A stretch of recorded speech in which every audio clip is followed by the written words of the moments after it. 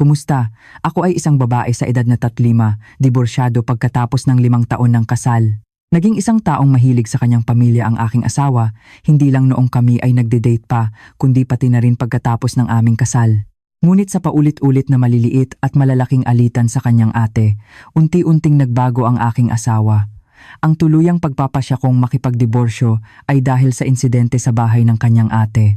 Nang malaman kong nagpadala siya ng ayan 100,000 para sa bagong bahay ng kanyang ate nang walang pasabi, tinanong ko siya, pareho ba ang pamilya ko at pamilya mo? Ang pamilya ng asawa raw niya ang kanyang pamilya at patuloy niya silang tinulungan. Ngunit nang mangyari ang insidente sa bahay ng kanyang ate, sinabi pa niya na hindi raw pamilya ang aking sariling pamilya. Ngunit sa buhay, kailangan mong magpakumbaba kapag ikaw ay nasa tuktok. Sinabi niyang hindi pamilya ang aking sariling pamilya, ngunit nang bumagsak ang negosyo ng kanyang pamilya at kailangan nila ng pera, sinabihan niya akong kumuha ng pera sa aking pamilya.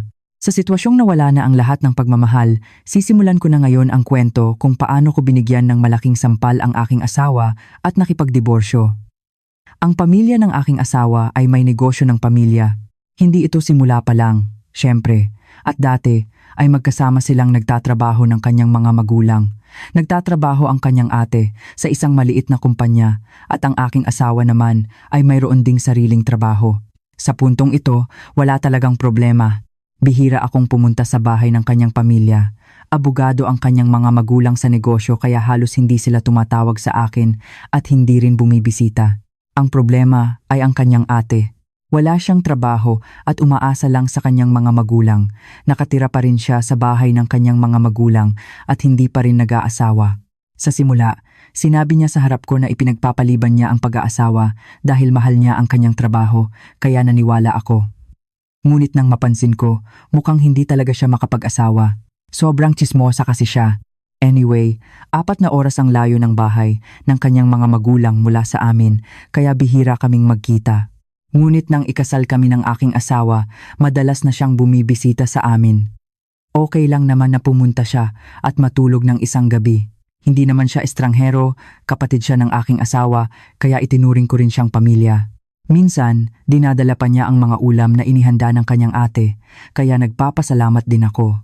Kaya naman, dahil nandito na rin siya, sinubukan kong maging mabait sa kanya para maging masaya siya. Ngunit noong bagong kasal pa lang kami, ayaw ko nang madalas siyang bumibisita pero hindi ko ipinahalata dahil baka masamain ng aking asawa. Sa panahong iyon, ang aking asawa pa nga ang nagpapakita ng pagkasawa. Aba, tama na yan ate. May kasintahan ka, di ba? Wala kang date? Ano ka ba? Ano naman kung bumisita ang ate mo sa bahay ng kapatid niya? At saka, wag mo nang pakialaman ang love life ko. Nag-aaway ang aking asawa at ang kanyang ate. At diretsahan pang sinabi ng aking asawa sa kanyang ate, kahit na ate ka pa, ikinasal na ang kapatid mo, bagong kasal pa, tapos bawat weekend, darating ka at matutulog ka ng isang gabi? Anong nangyari? Siguro, pinahahalata ng asawa mo ang pagkasawa niya? Nag-aaway sila, at ako, na walang ginagawa, nadamay pa sa kanilang away. Sabi ni Jumi, tama na. Huwag ka nang pumunta simula sa susunod na linggo. Kaya, sa loob ng ilang panahon, hindi na bumisita ang kanyang ate. Sa totoo lang, masaya ako. Kung ipinahalata ko ang pagkasawa ko, siguradong may sasabihin siya, pero dahil ang kapatid niya ang nagsabi, hindi niya masabi ang anuman. Siguradong sobrang nainis ang ate niya dahil sa kanyang ugali. Kaya ng araw na iyon, nagalit ang aking asawa at sinabi niya, hindi na lang siya pupunta, di ba? Ngunit iyon ay sa loob lamang ng isang buwan. Lumipas ang panahon at bumalik na naman siya. Kaya nang tanungin ng aking asawa kung bakit siya bumalik, sinabi niya, malapit na ang birthday ni nanay. Sa pagkakataong ito, ginamit niya ang birthday ng aking biyenan bilang dahilan. Kapag bumibisita ang kanyang ate sa bahay namin, hindi siya natutulog hanggang gabi. Dahil weekend, maraming magagandang pelikula sa TV. Pagdating ng 2:00 ng hapon, bubuksan niya ang TV at hindi na niya papatayin. Pumupunta siya sa kusina, nagluluto ng kung ano-ano, at kami ni Mister ang palaging naglilinis ng mga kalat. Anyway, ganoon lang siya. Nakahiga lang sa sopa at nanonood ng TV na parang sarili niyang bahay. Dahil pagod ako, nauna akong pumasok sa kwarto at naririnig ko pa rin ang boses nilang dalawa mula sa sala. Kahit paano, first birthday ni nanay, maayos ba ang paghahanda? 1 linggo pa naman. At malayo pa ang nanay at tatay kung pupunta sila. Anong paghahanda? Aba, pero hindi ba ito ang first birthday niya mula nang ikasal tayo? Dapat kahit man lang magpanggap ang manugang na maghahanda ng masarap na hapagkainan, di ba? Matagal na rin silang hindi nakakapunta ng Maynila. Sa pagkakataong iyon, pinakinggan ko kung ano ang sasabihin ng aking asawa at sinabi niya ang gusto kong sabihin. Pakiramdam ko, gumaan ang loob ko nang marinig ko iyon. Magising ka na. Ate, pareho tayong may kamay at paa at maayos ang pangangatawan. Tayong mga anak ay nagpapahinga tapos gusto mong ang manugang lang ang mag-isa ang maghahanda ng hapagkainan? Anong batas iyon? Saang bansa iyon? Ganoon niya sinermonan ang kanyang ate. Kahit na naririnig niya ang mga salitang iyon mula sa kanyang kapatid, sinabi pa rin ng kanyang ate. Pero ang manugang pa rin ang naghahanda ng hapagkainan, di ba? Tama na. Huwag na nating pag-usapan niyan. Ako na at si Jumi ang bahala. Hindi naman daw pumupunta ang kanyang mga magulang sa Maynila para lang sa birthday, kundi para magkita-kita dahil bihira silang magkita. Kaya kami ng aking asawa ay nagplano na mag-book ng restaurant, ngunit kahit na sinabi ng aking asawa ang mga salitang iyon sa harap ng kanyang ate, mukhang nag-aalangan siya. Pagkatapos umalis ng kanyang ate, ilang araw ang lumipas, sinabi niya sa akin, "Mahal, mahirap ba magluto ng nilagang gulay?" Bakit? Kung hindi mahirap, gusto kong lutuan si nanay sa birthday niya. Kasi ikaw man ang bisita, pero nanay ko yan, kaya ako dapat ang gumawa. Pero hindi pa ako nakapaghanda ng birthday feast para sa nanay at tatay ko kahit kailan sa buhay ko. Kaya kung tuturuan mo ako, susubukan kong gawin. Ganoon ang sabi niya. Kahit paano, sinabi niya na siya ang susubok kaysa sabihin niya sa akin, kaya hindi ko rin siya matiis. Sinabi ko na magkasama naming gagawin. Gusto kong isipin kung bakit ganoon talaga ang kanyang ate. Kung madalas siyang tumawag, ano ang napagkasunduan? Maghahanda ba ng birthday feast? Oo, iyon nga. Ngunit dahil ito ang first birthday niya mula nang dumating ang manugang, hindi ba dapat mayroon tayong ipagmalaki sa mga kapitbahay sa ganitong paraan upang kumpirmahin kung ano ang napagkasunduan? Sinabi niya na tumawag daw siya. Kaya ipinaliwanag ko sa kanya ang napag-usapan namin ng aking asawa. Ngunit patuloy siyang nagsasabi na first birthday pa lang naman, kaya dapat ganoon. Sa huli, hindi ko na natiis at nagsalita ako. Pero, kailan ka ba nakapaghanda ng hapagkainan para sa nanay mo, kasama ang nilagang gulay at iba pa? Hindi pa. Walang pag-aalinlangan niyang sinabi na hindi pa. Ang mga anak nga hindi ginagawa, tapos ako bilang manugang dahil first birthday dapat kong ihanda. Hindi ba iyon ang mas kakaibang sitwasyon? Wala kaming alam magluto, hindi kami pinalaki ng nanay ng ganoon. Ngayon, isang search lang sa internet, lumalabas na ang paraan ng paggawa ng nilagang gulay at kung paano magluto ng sinigang. Wala namang mahirap. Sa ganitong paraan, nagkaroon kami ng away ng kanyang ate. Abogado rin ng kanyang ate sa paghahanap ng kung ano-anong dahilan. Kaya dahil baka humaba pa ang usapan, sinabi kong abala ako sa trabaho at ibinaba ko na ang telepono. Kung mas nakikilala ko ang kanyang ate, pakiramdam ko ay hindi siya nakikipag-usap kundi sinasabi lang ang gusto niyang sabihin at naririnig lang ang gusto niyang marinig. Kaya mas nainis at nagalit ako. Pagkatapos ng araw na iyon, maayos namang lumipas ang birthday ng kanyang biyenan. Kami lang dalawa ng aking asawa ang naghanda ng maayos. Masaya ang kanyang mga magulang at umuwi ng may kasiyahan. Ngunit ang problema ay, ano ang sinabi ng kanyang ate sa aking asawa? Isang araw, sinabi sa akin ng aking asawa, "Ano ang alam ko? Pero, ate ko pa rin siya, di ba? Hindi mo ba siya pwedeng sabihan ng kahit isang salita na magpapasaya sa kanya?" Pakiramdam ko, medyo nasaktan ang ate ko. Sa mga salitang iyon, ako rin ay nasaktan sa aking asawa. Sa kabilang banda, totoo rin naman na nasagot ko ang kanyang ate sa kanyang matatalim na salita, kaya naisip ko na dapat akong maging mas maingat sa hinaharap. Ngunit sadyang ginagawa ba niya ito o sadyang pinapainit lang niya ang ulo ko sa tuwing tumatawag siya o nakikipag-usap sa bahay? Kaya wala kaming ibang pagpipilian kundi mag-away.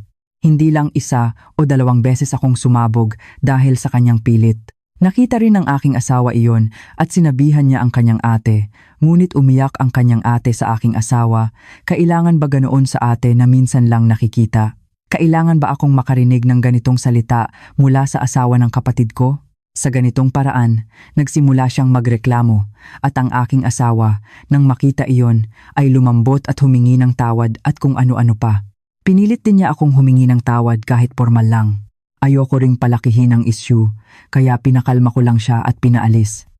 Pagkatapos ng araw na iyon, hindi na bumisita ang kanyang ate.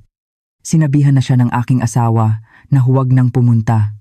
Mukhang nag-aalala siya na magkakaroon lang ng away kung pupunta pa siya at baka magdulot pa ito ng problema sa pamilya. Talagang wala ng away nang hindi na bumibisita ang kanyang ate. Ngunit isang araw, lumipat ng bahay ang aking pamilya. Hindi ko naman siya sinabihan na tulungan kami o bilhan kami ng kahit ano, ngunit kusang loob siyang nag-alok na magbigay ng regalo. Bienan, wag na po. Pag-isipan niyo po ng mabuti. Ay, sige na, ayos lang. Wala namang sira at ginagamit pa rin namin. Pero, hindi ba luma na lahat iyon? Gusto ko lang pong gawin ito para sa paglipat niyo. Tumawag ang aking asawa sa aking ina upang tanungin kung ano ang kailangan. At syempre, tumanggi ang aking ina, sinabing wala na.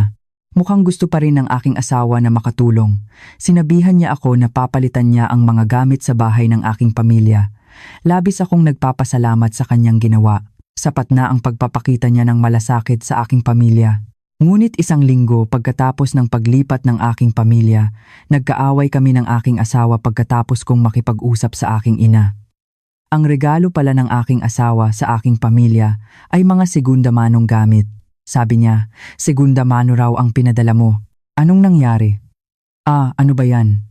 Isang beses lang ginamit tapos agad na nasira. Tinawag namin ang service technician at sinabi niya na segunda mano raw.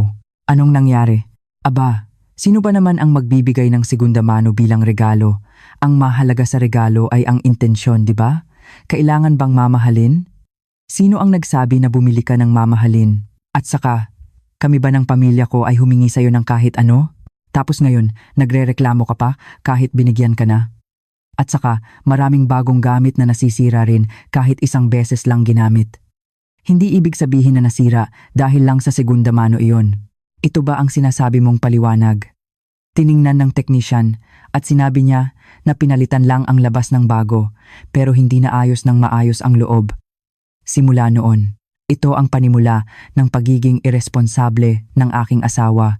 Nang araw na iyon, sumigaw ang aking asawa, "Bahala na! Wag na akong tutulong sa pamilya mo."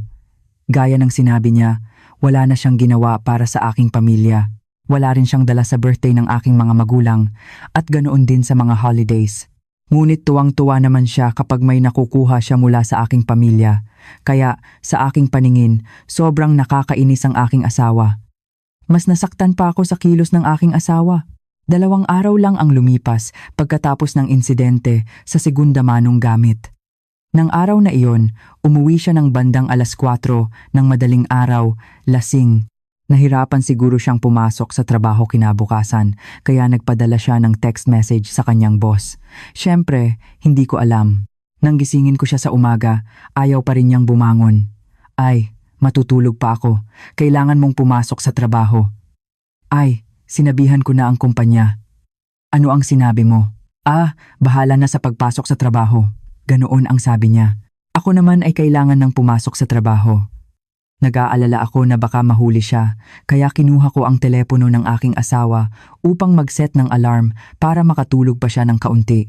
Doon ko nakita ang text message na ipinadala ng aking asawa sa kanyang boss. Ang lola ng aking asawa ay may sakit. Nalasing ako at bigla akong dinala sa emergency room nang hindi ko kagustuhan. Ang kasal ay parang isang kadena. Susubukan kong pumasok sa trabaho hanggat maaari. Ito ang nilalaman. Ang aking lola ay buhay at malusog. Nagalit ako sa katotohanang ginawa niya ang aking lola na parang isang taong walang isip na nagdulot ng pagliba ng kanyang manugang sa trabaho. Mas mabuti sana kung sinabi niya na ako ang may sakit o nag-aalala siya at mahihirapan siyang pumasok sa trabaho. Ito ay hindi tama. Hindi lang iyon.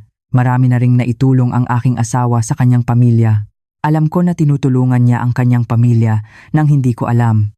Mga maliliit na bagay lang naman, kaya kahit alam ko, hindi ko na lang pinansin.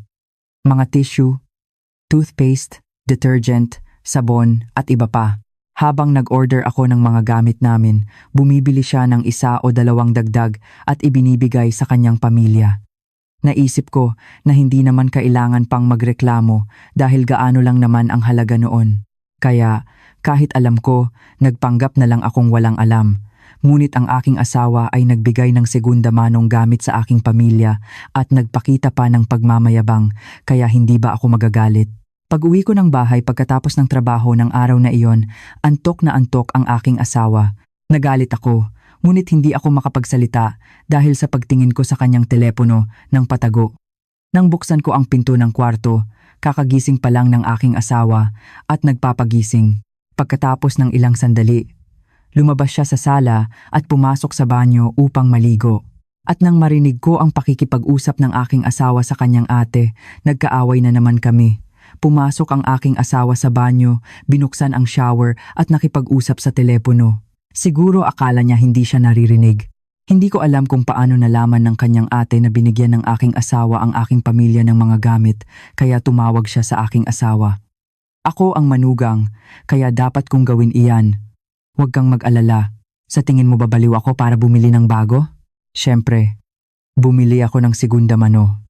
Eksakto kong narinig ang mga salitang iyon. Kaya pagkatapos maligo ng aking asawa, nagkaaway kami at lahat ng galit na naipon sa loob ko ay lumabas. Kung sinabi man lang niya na mahirap ang aming kalagayan kaya bumili siya ng segunda mano, sino ba naman ang magrereklamo? Marahil ay naiintindihan ko pa kung sinabi niyang gusto niyang bilhan pero kulang ang pera. Ngunit ang paraan niya ng pakikipag-usap sa kanyang ate ay labis. Ang paggastos niya ng pera sa aking pamilya ay parang sinasabi niyang baliw siya para gumastos ng pera sa bahay na iyon, kaya labis akong nagalit. Kaya, nang araw na iyon, sinimulan ko ang kwento tungkol sa aking lola at sinabi ko sa aking asawa na binigyan niya ang kanyang pamilya ng kung ano-ano, samantalang sa aking pamilya, nagrereklamo siya. Talagang walang puso ang aking asawa sa aking pamilya. Aba, pamilya ko yan, kaya ako ang bahala sa kanila. Bakit ka nagkakaganyan? Kung hindi ako ang bahala sa mga anak ko, sino ang bahala? Kung kailan naman sinabi niya na ang aking pamilya ay pamilya niya rin. Tapos ngayon, ang pamilya lang daw niya ang kanyang pamilya. Sinasabi pa niya na hindi ba mas mabuti kung hindi ako humihingi sa kanya ng tulong. Mahirap malaman kung pinaghihiwalay ba kami ng kanyang ate o sadyang ganoon talaga ang aking asawa. Ngunit, noong simula ng aming kasal, palagi ko siyang iniisip na kakampi ko. Ngunit dahil hindi kami magkasundo ng kanyang ate at nag-aaway kami sa tuwing nagkikita, madalas na sinasabi ng aking asawa na nasasaktan siya sa akin. Hindi mo ba pwedeng maging mabait sa ate ko? Nakikita iyon ng kanyang ate at nagpapahayag pa ng tuwa. Ngunit isang araw, narinig ko ang balita na magpapakasal na ang kanyang ate. Talagang masarap pakinggan ang balitang iyon. Tuwing tatawag siya at magdidikta kung ano ang dapat gawin, naisip ko na hindi na siya tatawag kapag nagpakasal na siya at magtatatag na ng sarili niyang pamilya. Gusto ng aking asawa na ibigay ang lahat sa kanyang nag-iisang ate na magpapakasal. Ngunit maliwanag ang kita namin ng aking asawa. Hindi naman ganoon kataas ang aming sahod, kaya nagtitipid kami at nag-iipon sa aming pinagkakakitaan. Dito, nagkaroon ng malaking problema ang aking asawa. Aba, may pera kang hindi ko alam? Saan naman ako magkakapera? Alam mo naman kung magkano ang sahod ko. Pero, saan mo nakuha ang malaking halaga na ayo 100,000? Sa aking pagkabigla, sinabi ng aking asawa na binigyan niya ang kanyang ate ng awan 100,000 para sa kanyang bagong bahay. Nang tanungin ko kung saan niya nakuha ang malaking halaga, sinabi niya na umutang daw siya. Nakakagulat na may malaking halaga siya na hindi ko alam at mas nakakagulat pa na umutang siya ng ali 100,000 at ibinigay sa kanyang ate. Paano ka nakautang nang hindi ka man lang kumonsulta sa akin? Hindi lang iyan maliit na halaga. Aba, tama na yan. Anong sinasabi mo? Naglalaro ba ako ng sugal sa perang iyon o nagloloko ako? Nagkakaganyan ako dahil ginagamit ko ang pera sa pamilya ko. Anong masama doon? Ha? Aba, Sasabihin mo na naman ba iyan? Sasabihin mo na naman ba ang tungkol sa pagbibigay ko ng segunda manong gamit sa bahay nyo? Nang araw na iyon, labis akong nagulat sa malaking halaga na 100,000 kaya hindi ko na binanggit ang tungkol sa aking pamilya. Ngunit ang aking asawa ang unang nagbanggit nito at nagpatuloy sa kanyang mga walang kwentang salita. Pareho ba ang pamilya ko at pamilya mo? Huwag mong ikumpara. Sa ganitong paraan, sinabi pa niya na hindi raw pamilya ang aking sariling pamilya. Kung ang aking asawa ay may sariling pera at ibinigay niya sa kanyang ate, marahil ay medyo masasaktan ako, ngunit hindi ko iyon gagawing problema. Hindi naman problema kung ginagamit niya ang sarili niyang pera. Ngunit bukod sa tahasang paghamak sa aking pamilya, sinabihan pa niya ako na iwasan ang aking pamilya. Iiwasan ko ba? Oo, hindi ko nga sinabi dati, pero mas bigyan mo ng pansin ang bahay natin. At saka, ang ayang 100,000, hindi mo na kailangan pang intindihin iyan, kaya huwag mo nang banggitin ang perang iyon sa harap ko. Paano ko hindi iintindihin? Nag-resign na ako. Ano? Bakit? Sinabihan ako ng aking asawa na dahil miyembro na ako ng kanyang pamilya, hindi na ako dapat pumunta sa aking pamilya at dapat lang nabigyan ko ng pansin ang kanyang pamilya. Sinabi rin niya na nag-resign siya sa kanyang trabaho kamakailan at nakipagkasundo sa kanyang ama na magkasamang patakbuhin ang negosyo at ang ayan 100,000 na inutang niya ay babayaran ng kanyang pamilya. Alam ko na matanda na ang kanyang ama at balak niyang ipasa ang negosyo sa aking asawa balang araw, ngunit hindi ko inaasahan na darating ito ng napakabilis. Higit sa lahat, nag-resign siya sa kumpanya nang walang anumang konsultasyon sa akin at sinabi niyang magsisimula siyang magtrabaho sa kumpanya ng kanyang biyenan pagkatapos ng turnover. Ngunit hindi maaaring mangyari ang mga bagay na ito ng biglaan. Alam ko na noon pa man, nag-uusap na ang kanyang pamilya tungkol sa negosyo nang hindi ako kasama. Sinabi niya na ang pabrika na pinamamahalaan ng kanyang biyenan ay mananatili sa malapit sa bahay ng kanyang mga magulang at dahil hindi maaaring bumaba ang aking asawa, kumuha sila ng bagong opisina sa Maynila. Ang kanyang mga magulang at ilang empleyado na matagal nang nagtatrabaho sa kanila ay lumipat sa Maynila at nang simulan ng aking asawa ang negosyo, talagang naging matagumpay ito. Sa simula, sinabi niya na nang nagsimulang humina ang negosyo, nag-uusap sila kung ititigil na ba ang negosyo. Ngunit ang aking asawa ang kusa na lumabas at sinabi niyang susubukan niyang patakbuhin ang negosyo kaya nag-resign siya sa kanyang trabaho. Nakita na niya kung paano pinatakbo ng kanyang biyenan ang negosyo kaya siguro naisip niya na kaya niya itong gawin. Anyway, sa loob ng maikling panahon, nabayaran din ang IU 100 na inutang niya. Ngunit nang maging sobrang tagumpay ang negosyo, ang aking asawa ay nagbigay ng pansin lamang sa kanyang pamilya. Nagsimula rin siyang gumastos ng pera nang walang pag-iingat. Ang kanyang allowance ay pareho pa rin tulad ng dati niyang trabaho at ang dahilan nito ay labis na nakakagulat. Alam mo naman na mas malaki ang kinikita ko kaysa dito, di ba? Pero kung ibibigay ko lahat sa iyo, baka ano? Baka ilipat mo ang perang iyon sa pamilya mo. Ano? Anong pinagtataka mo? Nakita ko sa paligid ko na maraming asawa na gumagamit ng pera na pinaghihirapan ng kanilang asawa at ginagamit ng komportable sa bahay.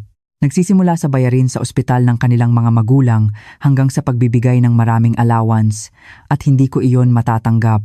Saan galing lahat ng perang iyon? Pera iyon na kinikita sa negosyo ng tatay ko kaya hindi iyon makatwiran. Simula ngayon, huwag kang makikialam sa mga gawain ng pamilya ng asawa. Kaya wala kayong kinalaman sa pamilya ko, di ba? Siyempre, hindi ba? May dugtong ba ako sa pamilya mo? May utang ba akong kailangan bayaran habang buhay? Wala naman, di ba? Tingnan mo. Hanggang saan ang mararating ng asawa mo? Kami ay mag-asawa lamang sa papel, ngunit ang aking asawa ay gumagawa ng lahat ng gusto niya. Hindi ko na siya itinuturing na pamilya at wala na akong dahilan upang manatili pa sa kanya. Nag-aalala siguro ang kanyang biyenan na ang aking asawa ay nagtatrabaho kasama ang mga empleyado sa Maynila kaya madalas siyang bumibisita sa Maynila. At dahil madalas din siyang magpa-check up at nahihirapan, sa loob ng maikling panahon, ibinilin niya na ang lahat ng gawain sa aking asawa. Siyempre, hindi niya ibinigay ang posisyon ng CEO. Abogado ang aking asawa sa pagtatrabaho at pagkuha ng pera at ako naman ay abala sa paghahanda para sa paghihiwalay. Sa madaling salita, naging mas malala pa kami kaysa sa mga estranghero. Habang naghahanda ako sa paghihiwalay, sinabi ko na rin sa aking pamilya. Dahil sigurado akong magugulat sila kung bigla akong makipagdiborsyo, detalyado kong ipinaliwanag ang lahat ng nangyari at kung paano ako tinrato ng aking asawa. Gayunpaman, dahil manugang pa rin siya, palaging nag-aalala ang aking mga magulang sa aking asawa kapag pumupunta siya sa aming bahay. Nag-aalala sila kung may hindi ba siya komportable at sinubukan nilang gawing komportable siya. Sa simula, hindi ko alam kung posible bang makipagdiborsyo dahil sa ganitong bagay. Hindi naman ako sinasaktan ng aking asawa o nagloloko, kaya naisip ko kung paano ako makikipagdiborsyo. Ngunit nang magtanong ako, posible pala.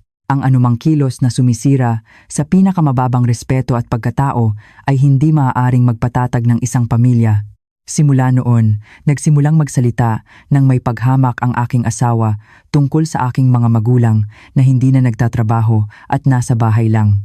Matagal nang nagtrabaho ang aking ama at nagpapahinga lang siya ngayon pagkatapos mag-resign, ngunit kahit alam niya iyon, hinahamakan niya pa rin siya, sinasabing walang kakayahan. Sa paningin ng aking asawa, mukhang nagpapahinga lang siya sa bahay. Bukod pa rito, sinubukan niyang pigilan ako na pumunta sa aking pamilya, harangan ang kanilang pinansyal na suporta at pilitin akong putulin ang ugnayan sa aking pamilya. Ang ganitong bagay ay itinuturing na verbal abuse. Naitala ko rin ang lahat ng mga walang kwentang salita na sinasabi sa akin ng kanyang ate tuwing bumibisita siya at natutulog tuwing weekend. At dahil sa pagkabigla ko nang kumampi ang aking asawa sa kanyang pamilya, sinimulan kong i-record ang bawat salita na sinasabi niya sa akin. Hindi ko inaasahan na magiging ganoon kalaking tulong iyon. Abogado ang aking asawa sa pag-aasikaso ng mga gawain na dating ginagawa ng kanyang biyenan, kaya bihira kaming magkita, halos bilang lang sa daliri ang mga araw na nakikita ko siya. At kapag maaga siyang umuwi, palagi siyang nagmamayabang at nagyayabang. Kung gusto mong mabuhay ng komportable kapag matanda ka na, dapat mong gawin ang iyong makakaya. Gawin ang iyong makakaya. Kailangan ko pa bang sabihin isa-isa kung ano ang dapat mong gawin para sa akin simula ngayon? Gumawa ka ng paraan. Parang gusto niyang maging isang hari. Parang gusto niya na pagsilbihan siya. Sabi nila, sa ibang bahay, kung magaling kumita ng pera ang asawa, binibigyan pa raw siya ng asawa ng mainit na tubig para hugasan ng kanyang paa. Ano ang ginagawa mo? Nagtatrabaho rin ako sa kumpanya at kumikita ng pera. Gaano lang naman ang halaga noon? Malakas ang boses mo. Mayroon akong imumungkahi sa iyo. Pakinggan mo ng mabuti. Sa halip na sayangin ang oras mo sa pagtatrabaho sa isang kumpanya na hindi naman nagbibigay ng malaking pera, paano kung manatili ka na lang sa bahay at asikasuhin ang bahay at bibigyan kita ng mas malaking allowance kaysa sa kinikita mo? Siyempre, tumanggi ako at sinabi ko na makikipagdiborsyo na ako. Nang marinig ng aking asawa ang salitang diborsyo, agad niya itong binalewala. Hinamak niya ang aking pamilya at dahil magaling na rin siyang kumita ng pera, syempre, hindi na niya pinakinggan ang aking mga magulang kahit na tinawag nila siya. Nang pumunta ako sa aking pamilya at sinabi kong makikipagdiborsyo ako, tinawagan ng aking ama ang aking asawa upang papuntahin sa aming bahay. Gusto niyang makita ang kanyang mukha at tanungin kung totoo ba ito at gusto niya ring sermonan siya. Ngunit ang aking asawa ay gumamit ng dahilan na abala siya sa trabaho at hindi niya sinagot ang mga tawag ng aking mga magulang. At kahit na pumunta sila sa opisina sa Maynila, hindi niya sila hinarap. Kahit na nanatili ang aking mga magulang sa aming bahay sa loob ng ilang araw, sinadya ng aking asawa na hindi umuwi. Sa totoo lang, ito ay maaaring isang gintong pagkakataon para sa aking asawa, ngunit siya mismo ang nagtapon nito. Kung inamin niya ang kanyang mga pagkakamali at tinanggap ang mga sermon, hindi sana umabot sa ganito ang sitwasyon. Binaliwala ng aking asawa ang aking sinabi tungkol sa paghihiwalay at bihira na siyang umuwi, kaya sinimulan ko na ang paghahanda para sa demanda. Dahil pinakamahusay sana kung matatapos ang diborsyo ng malinis at sa pamamagitan ng pagpirma, gusto ko rin sanang gawin iyon, ngunit dahil tumanggi siya sa diborsyo, wala akong ibang pagpipilian kundi magdemanda. Inayos ko ang lahat ng magagamit bilang ebidensya, ang mga recording files, pati na rin ang aking mga pag-uusap sa aking asawa, ang kanyang ate, na tumatawag sa akin at nagpapahirap sa akin sa kanyang mga walang kwentang salita ay planado kong isumite lahat bilang ebidensya. Ngunit may kakaiba sa aking asawa. Palagi siyang balisa kapag umuwi. At kapag may tumatawag, lumalabas siya upang sagutin o nagpapakita ng pagkabalisa. Marami ring tawag mula sa kanyang pamilya. Sa panahong ito ng paghihiwalay, hindi ko naman kailangan pang sagutin ang tawag ng kanyang pamilya, ngunit dahil hindi pa naman kami diborsyado, sinagot ko, "Bienan, dumating na ba si Doyoon?" "Wala pa po. Madalas po siyang gabihin sa trabaho." "Ay, ang batang ito, may problema ba?" "Wala. Sabihin mo sa kanya na tumawag siya kapag dumating na siya." Ang boses ng kanyang biyenan ay iba sa karaniwan. At nagmamadali siyang hinanap ang aking asawa. Simula nang magsimula siya sa negosyo, madalas siyang umuwi ng madaling araw, lasing, at dahil maraming trabaho, sinasabi niya na nagtatrabaho siya hanggang hating gabi. Kaya, nang araw na iyon, naisip ko na may inuman siya o kaya ay ginabihan dahil sa trabaho. Kailangan kong pumasok sa trabaho kinabukasan kaya natulog ako agad. Ngunit nang marinig ko ang pagbukas ng pinto sa harapan, nagising ako at nakita ko ang aking asawa, ngunit hindi siya lasing at mukhang wala siya sa sarili. "Anong ginagawa mo?" "Maraming tawag ang biyenan mo," sabi niya. "Hindi raw ka makontak, tawagan mo agad sa umaga." Sa karaniwan, siya ang taong magagalit sa akin dahil sa pangingialam, ngunit ng araw na iyon talagang kakaiba siya. Nakatitig lang siya sa kawalan. At nang patuloy kong tanungin kung bakit, "Mahal," tinawag niya ang pangalan ko at bigla siyang nagsimulang umiyak. "Ano? Bakit? Anong gagawin ko? Anong gagawin mo?" Nang araw na iyon, umiyak ang aking asawa nang hindi makapagsalita. Matapos siyang umiyak ng matagal at mapagod, tumigil siya sa pag-iyak at sinabi na malapit na raw bumagsak ang negosyo. Sa simula, akala ko nagbibiro siya. Ang negosyo niya raw ay napaka-successful at minsan pagkatapos ng trabaho, umuuwi siya at ipinagmamalaki ang mga bundle ng pera sa harap ko. "Nakasubok ka na bang makakita ng ganito sa buhay mo? Nakakita ka na ba ng ganito karaming pera? Ito ay pera na ide-deposito ko sa bangko, pero dinala ko ito upang ipakita sa iyo. Gusto mo bang hawakan?" Hindi naman siya bata, ngunit parang bata siyang nagmamayabang sa pera. Kaya nang bigla niyang banggitin ang pagbagsak ng negosyo, syempre hindi ko siya pinaniwalaan. Ngunit ang patuloy na pagtawag ng kanyang biyenan at ang pag-iyak at pagkilos ng aking asawa na parang wala sa sarili pagkauwi ay nagpahintulot sa akin na maniwala. Nang mag-umaga, nagsimulang tumawag muli ang kanyang biyenan. Nang makita ng aking asawa ang pangalan ng kanyang biyenan sa telepono, agad niya itong ibinato. "Anong ginagawa mo?" "Ano?" Siyempre, sumagot ang aking asawa nang may pagkapikon at ako naman ay binaliwala siya at naghanda para sa trabaho. Aba, sino ba naman ang magbibigay ng segunda mano bilang regalo? Ang mahalaga sa regalo ay ang intensyon, di ba? Kailangan bang mamahalin? Sino ang nagsabi na bumili ka ng mamahalin? At saka, kami ba ng pamilya ko ay humingi sa iyo ng kahit ano, tapos ngayon nagrereklamo ka pa kahit binigyan ka na? At saka, maraming bagong gamit na nasisira rin kahit isang beses lang ginamit. Hindi ibig sabihin na nasira dahil lang sa segunda mano iyon. Ito ba ang sinasabi mong paliwanag? Tiningnan ng technician at sinabi niya na pinalitan lang ang labas ng bago pero hindi na ayos ng maayos ang loob. Simula noon, ito ang panimula ng pagiging iresponsable ng aking asawa. Nang araw na iyon, sumigaw ang aking asawa, "Bahala na! Huwag na akong tutulong sa pamilya mo." Gaya ng sinabi niya, wala na siyang ginawa para sa aking pamilya. At nang marinig ko ang pakikipag-usap ng aking asawa sa kanyang ate, nagkaaway na naman kami. Pumasok ang aking asawa sa banyo, binuksan ang shower at nakipag-usap sa telepono.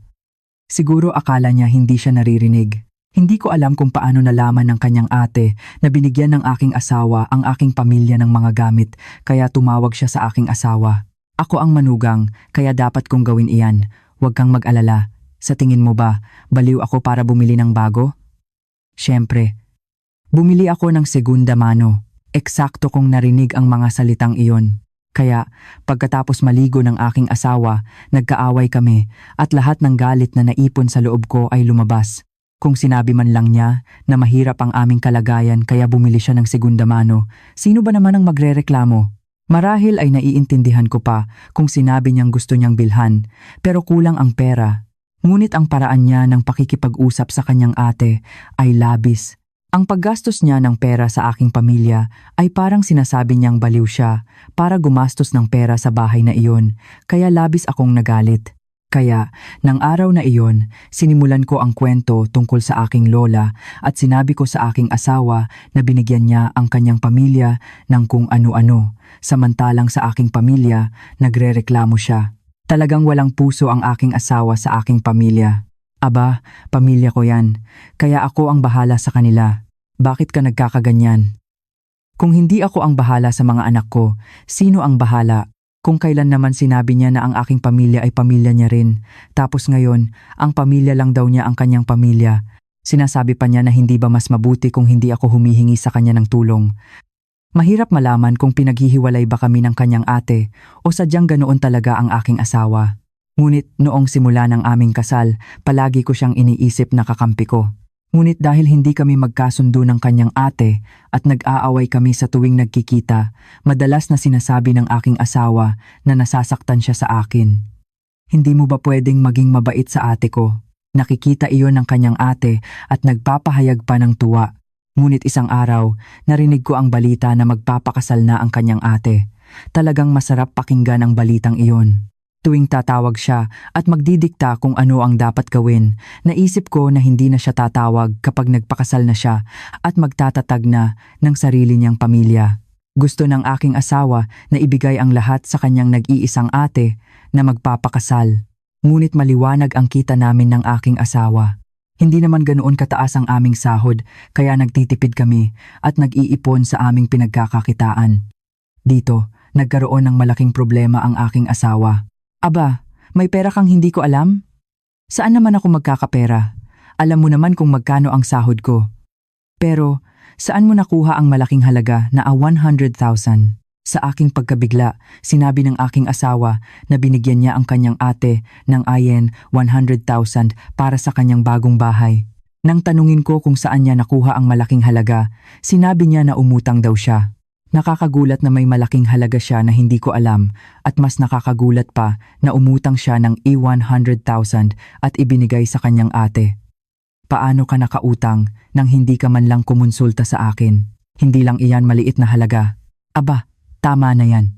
Anong sinasabi mo? Naglalaro ba ako ng sugal sa perang iyon? O nagloloko ako? Nagkakaganyan ako dahil ginagamit ko ang pera sa pamilya ko. Anong masama doon? Ha? Aba, sasabihin mo na naman ba iyan? Sasabihin mo na naman ba ang tungkol sa pagbibigay ko ng segunda manong gamit sa bahay niyo?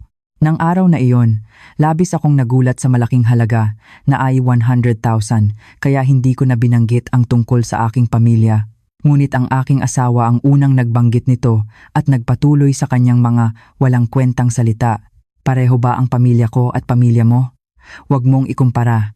Sa ganitong paraan, sinabi pa niya na hindi raw pamilya ang aking sariling pamilya. Kung ang aking asawa ay may sariling pera at ibinigay niya sa kanyang ate, marahil ay medyo masasaktan ako, ngunit hindi ko iyon gagawing problema. Hindi naman problema kung ginagamit niya ang sarili niyang pera, ngunit bukod sa tahasang paghamak sa aking pamilya, sinabihan pa niya ako na iwasan ang aking pamilya. Iiwasan ko ba?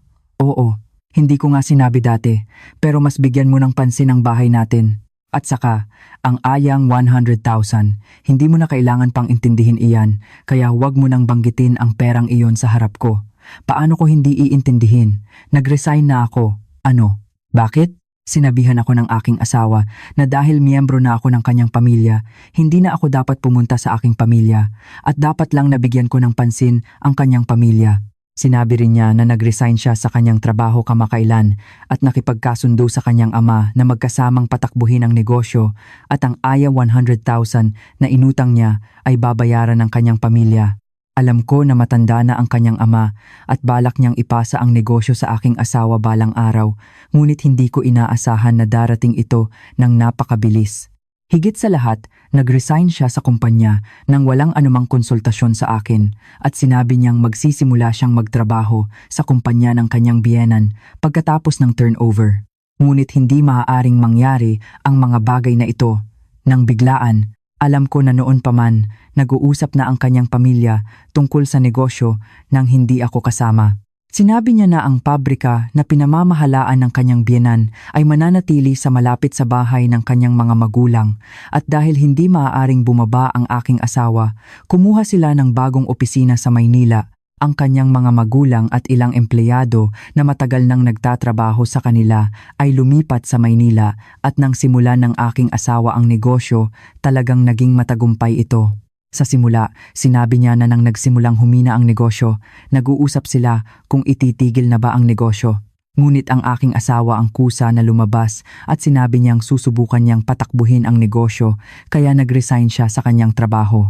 Nakita na niya kung paano pinatakbo ng kanyang biyenan ang negosyo, kaya siguro naisip niya na kaya niya itong gawin. Anyway, sa loob ng maikling panahon, nabayaran din ang ayun 100,000 na inutang niya. Ngunit nang maging sobrang tagumpay ang negosyo, ang aking asawa ay nagbigay ng pansin lamang sa kanyang pamilya. Nagsimula rin siyang gumastos ng pera nang walang pag-iingat.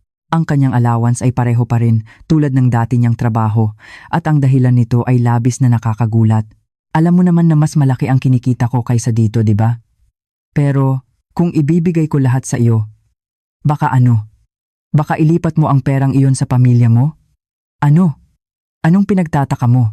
Nakita ko sa paligid ko na maraming asawa na gumagamit ng pera na pinaghihirapan ng kanilang asawa at ginagamit ng komportable sa bahay. Nagsisimula sa bayarin sa ospital ng kanilang mga magulang hanggang sa pagbibigay ng maraming allowance at hindi ko iyon matatanggap. Saan galing lahat ng perang iyon? Pera iyon na kinikita sa negosyo ng tatay ko kaya hindi iyon makatwiran. Simula ngayon, huwag kang makikialam sa mga gawain ng pamilya ng asawa. Kaya, wala kayong kinalaman sa pamilya ko, di ba? Siyempre, hindi ba? May dugtong ba ako sa pamilya mo? May utang ba akong kailangan bayaran habang buhay? Wala naman, di ba? Tingnan mo, hanggang saan ang mararating ng asawa mo? Kami ay mag-asawa lamang sa papel, ngunit ang aking asawa ay gumagawa ng lahat ng gusto niya. Hindi ko na siya itinuturing na pamilya at wala na akong dahilan upang manatili pa sa kanya. Nag-aalala siguro ang kanyang biyenan na ang aking asawa ay nagtatrabaho kasama ang mga empleyado sa Maynila, kaya madalas siyang bumibisita sa Maynila. At dahil madalas din siyang magpa-check up at nahihirapan sa loob ng maikling panahon, ibinilin niya na ang lahat ng gawain sa aking asawa. Siyempre, hindi niya ibinigay ang posisyon ng CEO. Abogado ang aking asawa sa pagtatrabaho at pagkuha ng pera at ako naman ay abala sa paghahanda para sa paghihiwalay. Sa madaling salita, naging mas malala pa kami kaysa sa mga estranghero. Habang naghahanda ako sa paghihiwalay, sinabi ko na rin sa aking pamilya dahil sigurado akong magugulat sila kung bigla akong makipagdiborsyo.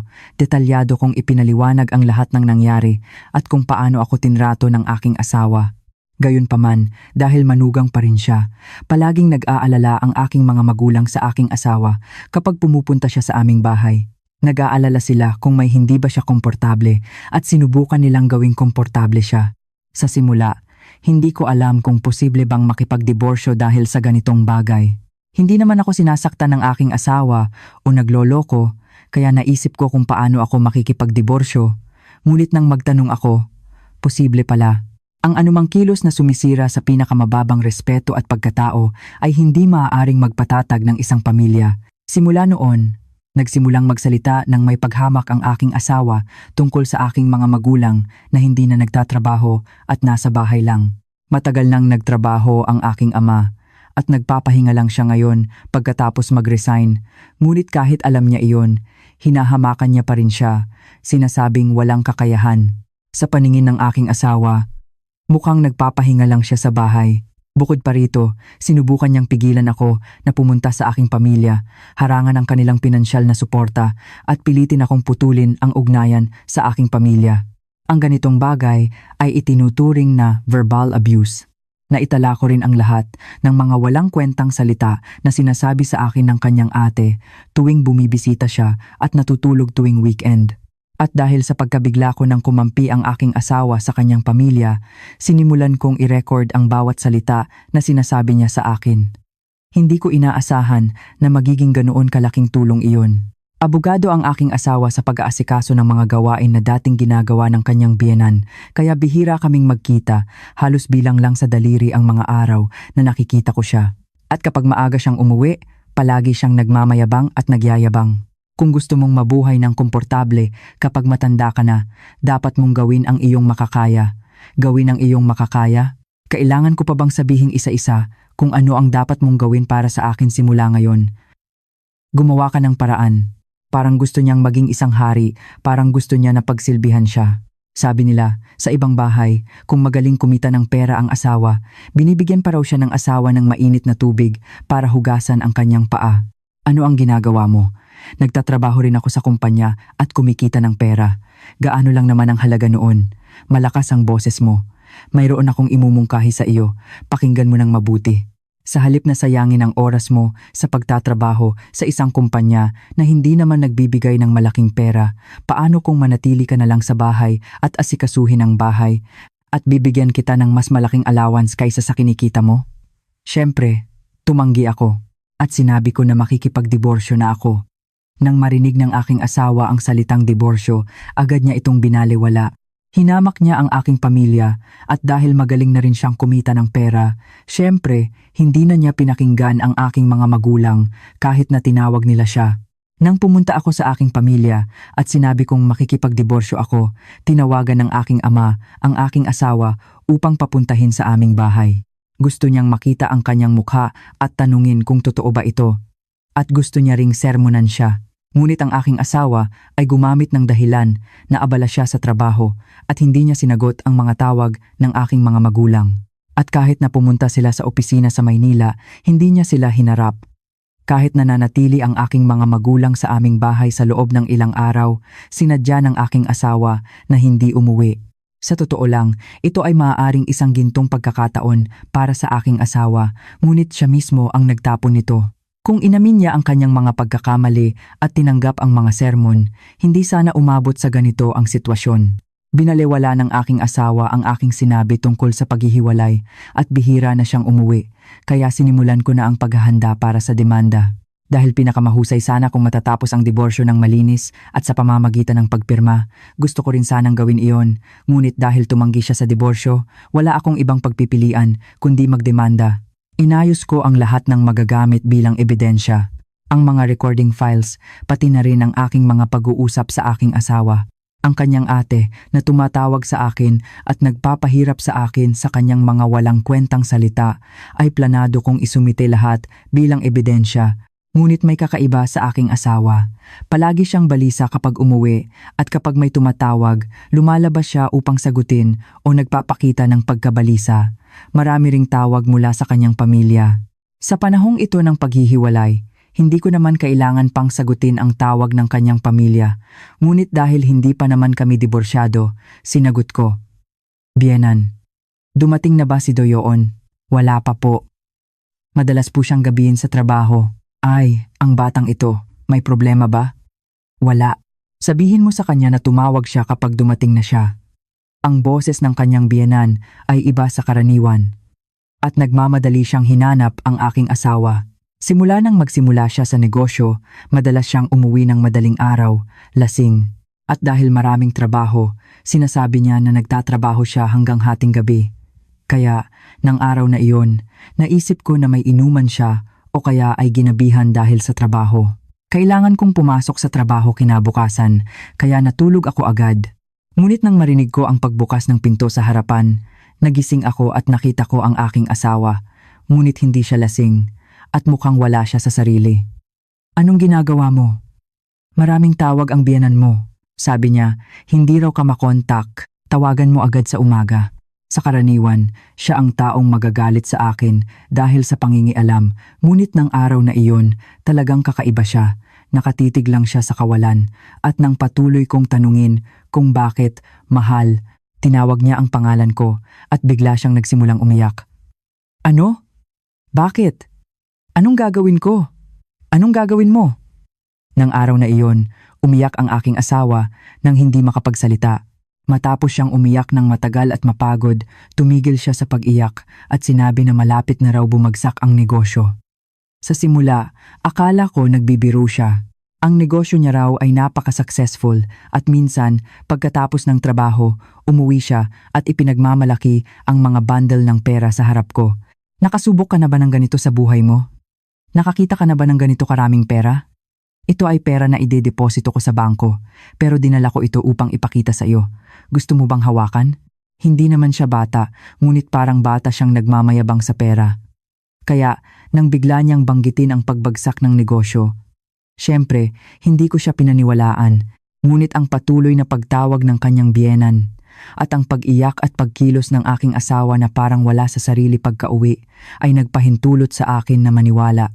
Nang mag-umaga, nagsimulang tumawag muli ang kanyang biyenan. Nang makita ng aking asawa ang pangalan ng kanyang biyenan sa telepono, agad niya ito ibinato. Anong ginagawa mo? Ano? Siyempre, sumagot ang aking asawa nang may pagkapikon at ako naman ay binaliwala siya at naghanda para sa trabaho. Kaya bigla siyang lumapit sa akin. Mahal, pasensya na kung nagalit ako kanina. Bakit? Talagang nagmamadali ako. Kaya pwede ka bang humanap ng pera? Humingi ng pera ang aking asawa na may awa. Mukhang seryoso talaga ang sitwasyon. Ngunit hindi niya ipinaliwanag ng detalyado. At magaganda lang ang sinasabi niya. Wala akong dahilan upang makinig pa. Bukod pa rito, nagalit siya sa aking sinabi tungkol sa paghihiwalay. Patuloy siyang nagsasabi na humanap ng pera, anuman ang mangyari sa diborsyo, at nakakainis dahil sa halip na humingi ay nag-uutos siya. Ay, ang salita ng tao ba ay biro? Oo, biro. Ano? Huwag kang ganoon. Seryoso talaga ang sitwasyon ko ngayon. Alam mo naman kung gaano katagal na ang negosyo ng tatay ko, di ba? Kung hindi natin ito masasalba, talagang babagsak tayo. Hindi makatwiran na masira ang negosyo dahil lang sa akin. Saan ako kukuha ng ganoong pera? Humingi ka ng pera sa pamilya mo. Ang galing. Humingi ka ng pera? May inilagay ba kami ng pera sa pamilya ko? Ay, ano pa ang gagawin ko? Nagpanik ang aking asawa na parang wala sa sarili.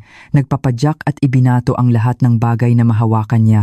Kaya, sinabi ko pa sa kanya, anong kinalaman ng pamilya mo at pamilya ko? Hindi ba tayo mag-aasawa na? Malapit na tayong magdiborsyo. Ikaw ang gumawa ng paraan. Aba, Jumi, nakalimutan mo na ba ang sinabi mo sa akin dati? Hindi mo ba natatandaan na sumisigaw ka na pareho ba ang pamilya ko at pamilya mo? Umutang ka ng guan 100,000 nang hindi ka man lang kumonsulta sa akin. Kahit gaano ka pa kagaling kumita ng pera, hindi ko naman nakikita ang pera na iyon. At ano, kung gusto kong mabuhay sa perang kinita mo, dapat kong gawin ang aking makakaya? Baliw ka ba? Mananatili ako sa iyo hanggang noon. Ang tanging maibibigay ko sa iyo ay ito. Aplikasyon ng diborsyo. Dahil patuloy na tumatanggi ang aking asawa sa diborsyo, inasahan ko na hindi niya iyon papansinin kahit bigyan ko siya ng aplikasyon ng diborsyo. Sa totoo lang, sadyang binigyan ko siya nito para mas magalit siya. At gaya ng inaasahan, nagalit siya ng sobra. Aba, hindi ko sinabi na hindi ako makikipagdiborsyo. Sino ang nagsabing diborsyo? Akala mo ba biro ang diborsyo? Akala mo ba papayag ako kung gusto kong makipagdiborsyo? Nagloloko ba ako? Nagsusugal ba ako? Nagbibigay ako ng pera sa iyo buwan-buwan at ginagawa ko ang lahat. Wala akong dahilan upang makipagdiborsyo. At saka, hindi ito ang oras para pag-usapan ng ganito. Nagmamadali ako. Talagang malaking problema kung hindi natin ito masasalba. Nagmamadali rin ako.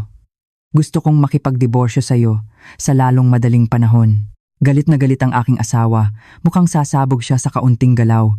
Kailan ba niya sinabing hindi pamilya ang aking sariling pamilya? Tapos ngayon, dahil nahihirapan ang kanyang pamilya, gusto niyang kumuha ng pera sa aking pamilya. Hindi iyon makatwiran. Pinlano kong gumamit ng mga ebidensya na naipon ko upang makipagdiborsyo sa pamamagitan ng demanda. Ngunit ang pagbagsak ng negosyo ng aking asawa ay dahil din sa impluwensya ng aking ama. Hindi ko naman sinabi sa aking pamilya kung ano ang kalagayan ng negosyo ng kanyang pamilya, ngunit sobrang detalyado ang alam ng aking ama. Tatay, nasa opisina ako ngayon. Wala namang problema. Bakit? Dapat maingay ang opisina ngayon. Paano mo nalaman, tatay? Alam na ng aking ama ang lahat. Kaya, pagkatapos ng trabaho, dumiretso ako sa aking pamilya at narinig ko ang isang bagay na hindi ko inaasahan. Sandali lang. Kaya pala, ang kaibigan ng tatay ko ay isang matagal ng supplier ng pabrika ng biyenan ko? Oo. Ngunit nang inasikaso ng aking asawa ang negosyo, naging magulo ang lahat. Nang pakinggan ko ang kwento ng aking ama, ganito ang nangyari. Bagamat nagtatrabaho ang aking ama, marami siyang kaibigan na negosyante. Isa sa kanila ay madalas bumisita sa aming bahay, kaya kilala ko rin siya. Siyempre, wala akong alam tungkol sa negosyo. Ngunit nang pag-usapan namin ng aking asawa ang tungkol sa kasal at binanggit ko ang pangalan ng pabrika, doon na nalaman ng aking ama. Sa hindi malapit na relasyon, naisip niya na baka maging awkward o magbigay ng pasanin sa bandang huli, kaya nagpanggap na lang siyang walang alam. Iyon ay tungkol sa matagal ng supplier ng pabrika ng kanyang biyenan at ng kumpanya ng kaibigan ng aking ama. Matagal na raw silang nagiging supplier, ngunit nang kasama ng aking asawa ang negosyo, doon nagsimulang maging magulo ang lahat. Laging nahuhuli ang pagbabayad at kapag tumatawag sila, sinasabi raw na wala ang aking asawa kaya mahirap kausapin. Anumang relasyon, ang tiwala ang pinakamahalaga at nang magsimulang masira iyon, marahil ay natural lang na bumagsak ang negosyo ng kanyang pamilya. Ang kaibigan ng aking ama ay bumisita sa aming bahay at nagkwento sa aking ama tungkol sa negosyo. At nang marinig ng aking ama ang tungkol sa aking diborsyo, sinabi niya sa kaibigan niya na malapit nang makipagdiborsyo ang anak niya. Nang pag-usapan nila iyon, nagpasya silang hindi na kailangan pang ipagpatuloy ang kanilang transaksyon. Gusto ko na sanang itigil dati. Dahil matagal na kaming nagko-contract, kahit may naririnig kaming masamang balita, sinubukan kong ipagpatuloy. Pero kinwentuhan kita at sinabi ko na malapit na akong makipagdiborsyo. Kaya nang tanungin niya kung bakit, ipinaliwanag ko ang dahilan. At sinabi niya na kung ang isang taong nang aabuso sa sarili niyang pamilya, lalo na sa kanyang asawa, ay magiging CEO ng kumpanya, ayaw din niya. Ito ang unang pagkakataon na nahuli ang pagbabayad mula sa pakikipag-ugnayan sa kumpanyang iyon. Nakausap ko ang mga may-ari ng iba pang suppliers sa paligid at mukhang nagba-bounce checks siya. Mukhang napaka-problema niya sa pagpapatakbo ng negosyo. Hindi niya binabayaran ng mga suppliers, ginagamit niya ang pera tapos kukuha siya ng pera sa susunod na supplier para pambayad. Sa simula, mayroon din silang hiwalay na kontrata. Ngunit matagal na silang nagko-contract at ngayon ay nagtitiwala na lang sila sa isa't isa nang walang kontrata. Ngunit nang ang aking asawa ang kumuha ng negosyo ng kanyang biyenan, doon nagsimulang maging magulo ang transaksyon at pagkatapos umupo ng batang CEO, nagkaroon ng problema halos araw-araw kaya nagpasya silang itigil ang transaksyon. Wala silang kontrata kaya madali lang itigil ang transaksyon. Ang aking asawa ay walang alam sa problema. At inakala niyang magiging maayos ang lahat kung kukuha lang siya ng pera at babayaran ng utang. Tumawag ang kanyang biyenan sa mga may-ari ng suppliers at tumawag sa aking asawa, ngunit hindi niya sinasagot kaya sa huli pumunta siya sa aming bahay. Sa harap ng kanyang biyenan, nagwala pa rin siya, humihingi ng pera sa akin. Tatay, kaya ko po itong ayusin. Talaga po, magtiwala po kayo sa akin. Ang batang ito, wala pa rin kapagalan. Hindi ba niya alam kung gaano kaseryoso ang sitwasyon? Ang negosyo ay tungkol sa tiwala. Kung masira ang tiwala, tapos na ang lahat. Kung ayusin mo ito ngayon gamit ang pera, ano ang gagawin mo sa susunod? Ganoon mo ba sisirain ang negosyo na pinagtatrabahuhan ko ng ilang dekada? Ha? Sandali lang po, tatay. Sinabihan ko si Jumi. Pinapahanap ko po siya ng pera sa pamilya niya. Hindi po. Hindi ko po sinabi na pumayag ako. At saka, siguro hindi niyo po narinig. Maghihiwalay na po kami. Ano? Patago? Hindi, iyon lang po ang iniisip ko. Tumanggi po ako. Hindi po pwedeng maghiwalay ng basta-basta. Kaya po, nagsimula na po ako ng demanda. Malapit nang bumagsak ang negosyo at nang marinig ng kanyang biyenan ang tungkol sa diborsyo, sinaktan niya ang aking asawa at nagkaroon ng gulo. Sinabi ko sa harap ng kanyang biyenan ang lahat ng ginawa ng aking asawa at ang kanyang ate sa akin. Hindi ako mahilig magsalita ng mga bagay na nakaka-stress dahil sa kanyang kalusugan, ngunit dahil malalaman din niya balang araw, sinabi ko na ang lahat. Nang pumunta ako sa aking pamilya at sinabi ko ang tungkol sa diborsyo, patuloy na tinawagan ng aking ama ang aking asawa upang papuntahin. Hindi ba sana nagbago ang sitwasyon kung pumunta siya sa aking pamilya noon? Kahit hindi siya humingi ng tawad ng buong puso, kung inamin niya ang kanyang mga pagkakamali at nangako na hindi na niya iyon gagawin, siguro maiiwasan sana ang pagpuputol ng mga transaksyon. Siyempre, kahit na ganoon pa man, dahil sa kapabayaan ng aking asawa sa negosyo, babagsak din iyon balang araw. Pagkatapos ng araw na iyon, patuloy ang demanda sa diborsyo at mukhang sinubukan ng aking asawa na ayusin ang pagbagsak ng negosyo sa pamamagitan ng paggamit ng lahat ng pera niya.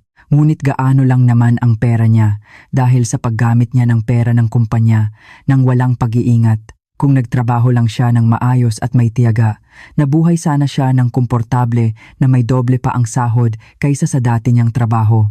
Sa kanyang kasakiman at pag-aabuso sa akin sa pera, pakiramdam ko ay karapat-dapat lang sa kanya ang nangyari. Sinabi ng kaibigan ng aking ama na hindi na siya makikipag-ugnayan sa negosyo sa isang taong nang aabuso sa sarili niyang pamilya. Nang putulin niya ang transaksyon, narinig daw ng iba pang suppliers ang balita at sunod-sunod silang nag-anunsyo na puputulin din nila ang transaksyon. Sa totoo lang, hindi pinilit ng aking ama ang kaibigan niya na putulin ang transaksyon. Sa huli, dahil sa mga ginawa ng aking asawa, naging ganito ang sitwasyon. Hindi niya naiwasan ang pagbagsak ng negosyo at naging sunod-sunod ang pagbagsak nito. Ngunit alam niyo ba kung ano ang mas nakakatawa? Sa harap ko, kumilos ang aking asawa at ang kanyang ate na parang magkapatid, ngunit pagdating sa pera, wala ring magawa ang pamilya. Sinubukan ng aking asawa na bawiin ang awan 100,000 na ibinigay niya sa kanyang ate, ngunit tumanggi ang kanyang ate na ibigay ito. Ngunit ang perang iyon ay inutang ng aking asawa sa simula at ang utang na iyon ay binayaran gamit ang pera ng kumpanya ng kanyang biyenan. Kaya sa huli, hindi naman talaga pera ng aking asawa ang ibinigay niya. Anyway, sa kanyang ate, negosyo ng tatay niya iyon at trabaho ng kapatid niya, ngunit nang humingi ng pera, sa simula ay sinabi niya na susubukan niyang kumuha, ngunit pagkatapos noon, hindi na niya sinasagot ang telepono at hindi rin nagre-reply sa text messages. Nang makita ko iyon, naisip ko kung pamilya pa ba talaga sila. Dahil sa pera, tuluyan nang nagulo ang pamilya ng kanyang asawa. Nag-aaway sila dahil sa pera. At sinabi ng kanyang biyenan na papanagutin niya ang aking asawa sa pagbagsak ng negosyo. Alam mo naman kung gaano ako nahihirapan ngayon. Kailangan ba talagang makipagdiborsyo? Ha? Sa hirap at ginhawa, nagtutulungan ang pamilya, di ba? Tama ang alam mo. Ganoon nga ang pamilya. Ngunit kailan mo ba ako tinrato na parang pamilya? Dahil sa pag-aasikaso mo ng negosyo ng biyenan ko, nagmayabang ka at nagpakita ng pagmamayabang na kumikita ka ng pera.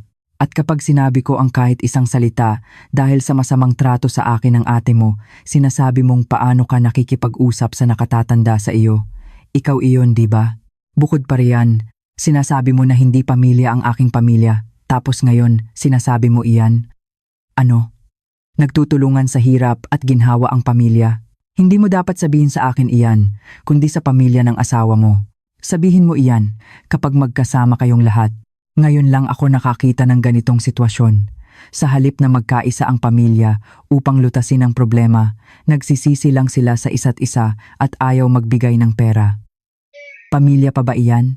Sa tingin ko, mas masahol pa sila kaysa sa mga estranghero. Sa ganitong paraan, tuluyan nang bumagsak ang negosyo na puno ng utang at ako naman ay nakipagdiborsyo sa aking asawa. Humingi rin ako ng bayad pinsala para sa aking pinagdadaanan na mental anguish sa buong kasal, ngunit sa kasamaang palad, hindi ko ito agad nakuha. Bumagsak ang negosyo at puno ng utang, kaya saan siya kukuha ng pera para sa bayad pinsala? Ngunit pagkatapos ng isang buwan ng diborsyo, binisita ako ng aking dating asawa. Hindi talaga siya nagbago, pareho pa rin. Gaya ng dati niyang ginagawa, nag-aabuso siya sa akin sa pera at hinahamak ako. Gusto niya na naman akong makipagkasundo sa kanya sa pera. Bigla siyang dumating at sinabi na babayaran niya raw ang bayad pinsala. Kung ibibigay mo na agad. Ay, bakit ka nagmamadali? Pag-usapan muna natin. Anong pag-uusapan natin? Matagal na tayong hindi nagkita. Kailangan mo bang magsalita ng ganyan kalamig? Hindi ka ba interesado kung paano ako nabuhay? Dapat ay tinanong mo kung naayos ba ang negosyo, kung paano ako nabuhay, kung paano ang kalusugan ng tatay natin. Baliw ka ba? Bakit ko naman tatanungin sa iyo iyan? Ano ba tayo ngayon? Nagkakamali ka pa rin ba na mag-asawa tayo? Ay sige, alam ko na. Pero may kondisyon. Ano? Nahirapan talaga ako sa pagkuha ng bayad pinsala. Ibinibigay ko sa iyo ang pera na iyon, hindi ba dapat may kondisyon akong sabihin? Ang kondisyon na sinabi ng aking dating asawa ay ang muling pagbabalikan.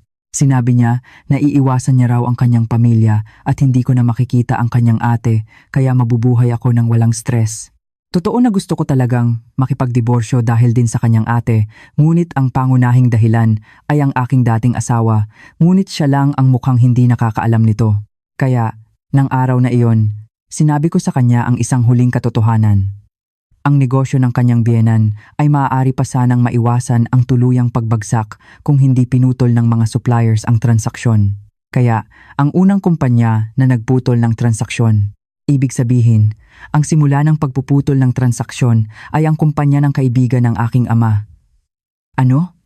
Oo nga, bakit hindi mo nalang ginawa ang iyong makakaya at huwag mong hinamak ang aking mga magulang? Sino ang nakakaalam?